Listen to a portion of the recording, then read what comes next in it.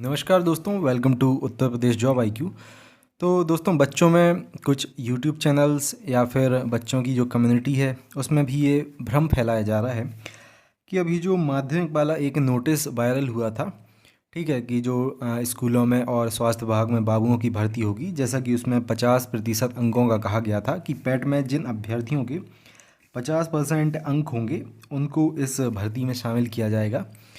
तो बच्चों ने क्या किया, सेम उसी प्रकार से एजीटीए को, ठीक है, लपेट लिया उसी में कि जिन अभ्यर्थियों के यहाँ पे 50% अंक, ठीक है, 50% अंक का सीधा मतलब है कि 50 नंबर, ठीक है, क्योंकि 100 नंबर का आपका पेपर था।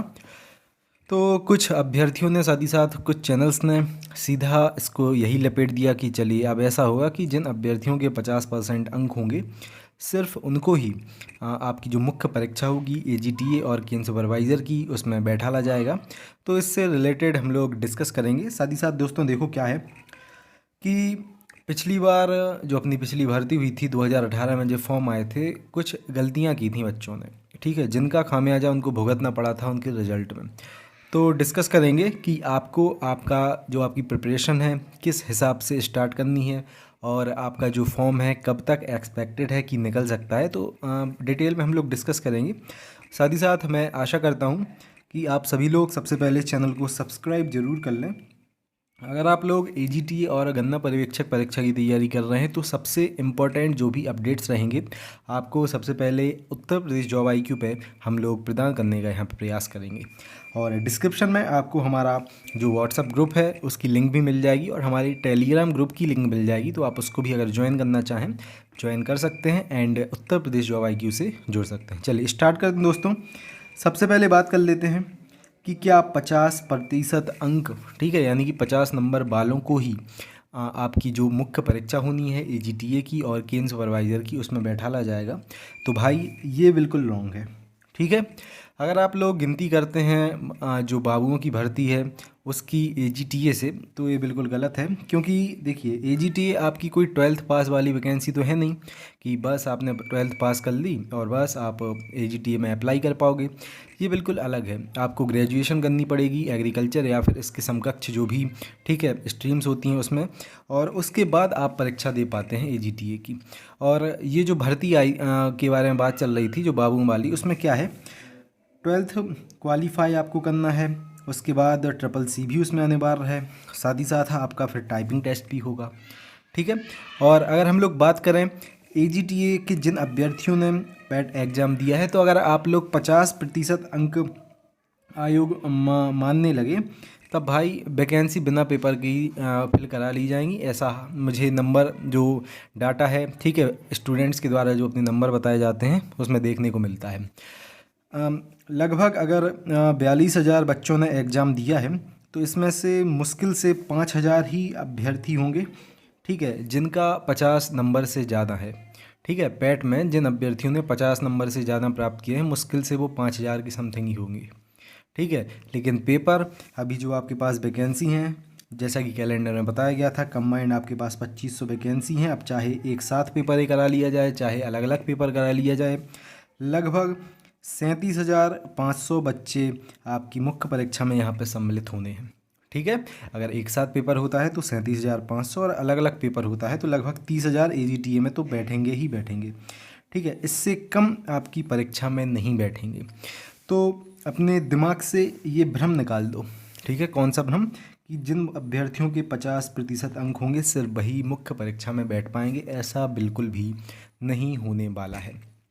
मैंने आपको एक एक्सपेक्टेड कट ऑफ बताई थी, अगर आप उसमें +5 और -5 में भी हैं, ठीक है, जितनी मैंने कट ऑफ बताई थी, चाहे जनरल के कैंडिडेट हों, आपके ओबीसी के हों, गर्ल्स हों, उसमें आप +-5 करके ही चलना। अगर इसके आसपास आपके नंबर बन रहे हैं तब भी आप अपनी प्रिपरेशन को करते रहना, क्लियर।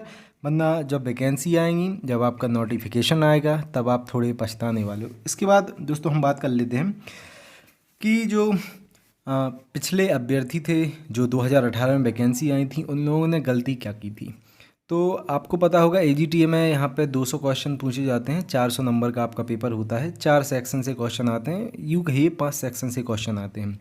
हिंदी के क्वेश्चन आते हैं आपके आपके जीके के क्वेश्चन आते हैं, साथ ही साथ रीजनिंग आती है आपकी, मैथ आती है, उसमें साइंस भी आती है। ठीक है, तो अभ्यर्थी ये सोच के पेपर देने चले गए थे कि ये जो 50 नंबर की आपकी जो 50 क्वेश्चन जो आपके जीके के आते हैं, इसमें सिर्फ यही जो बाकी एग्जाम्स में जीके पूछी जाती है वही पूछ ली जाएगी, और बड़ी बेसिक सी जीके पूछी जाएगी, क्योंकि भैया एग्रीकल्चर वाला पेपर है। तो भाई जो ये 50 क्वेश्चन आपके जीके के पूछे जाते हैं, इसमें आपके आधे क्वेश्चन, ठीक है, लगभग 25 से 30 क्वेश्चन एग्रीकल्चर के ही पूछे जाते हैं।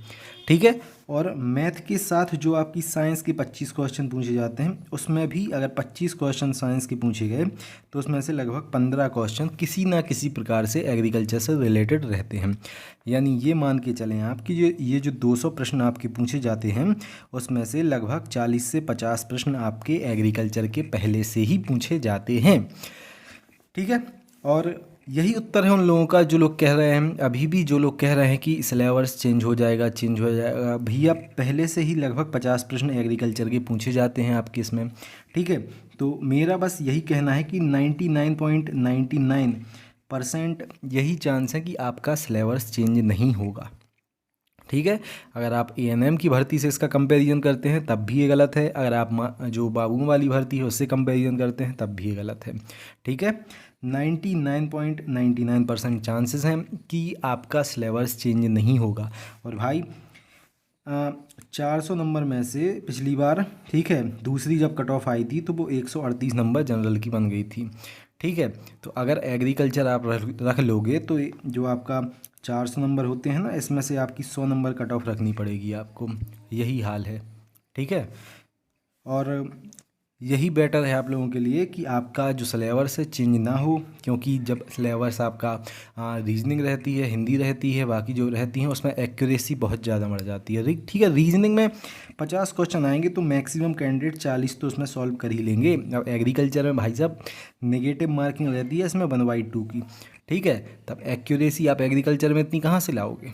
ठीक है, अगर मान लीजिए आपने कुछ क्वेश्चन किए और कुछ गलत हो गए तो आप बहुत नीचे आ जाओगे इसमें। ठीक है, जबकि आपको पता है रीजनिंग में एक्यूरेसी आपके पास बहुत अच्छी रहती है। क्लियर, तो यही कहना था।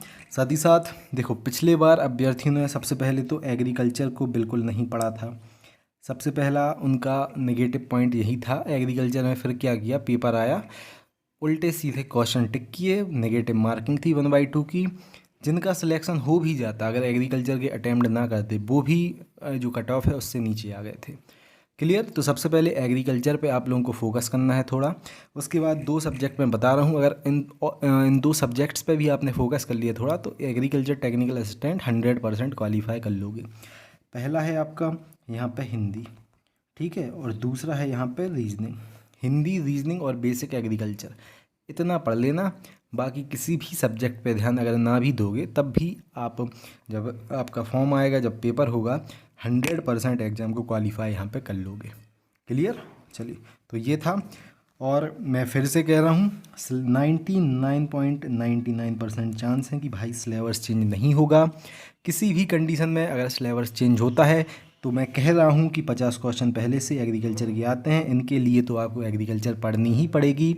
ठीक है, और हिंदी और रीजनिंग पढ़ भी लोगे अगर उस सिलेबस किसी भी कंडीशन में। ठीक है, वैसे मैं बता रहा हूँ ना के बराबर चांस हैं। ठीक है, और अगर हो भी गया, ठीक है, तो और किसी पेपर में हेल्प मिल जाएगी उससे। ठीक है, कोई पढ़ने में कोई दिक्कत तो है नहीं क्योंकि। क्लियर, चलिए मिलते हैं फिर दोस्तों अगली वीडियो में। सभी लोग चैनल को सब्सक्राइब ज़रूर कर लेना। मैं फिर से कह रहा हूँ, ये जो 50% वाला है, कितने नंबर चाहिए पड़ेंगे, ऐसा कुछ नहीं है। ठीक है, वो अलग है आपकी माध्यमिक और स्वास्थ्य विभाग में बाबू वाली, और AGTA दोस्त अपना बिल्कुल अलग है। क्लियर, चलिए मिलते हैं अगली वीडियो में। जय हिंद, जय भारत, भारत माता की जय। Have a great day.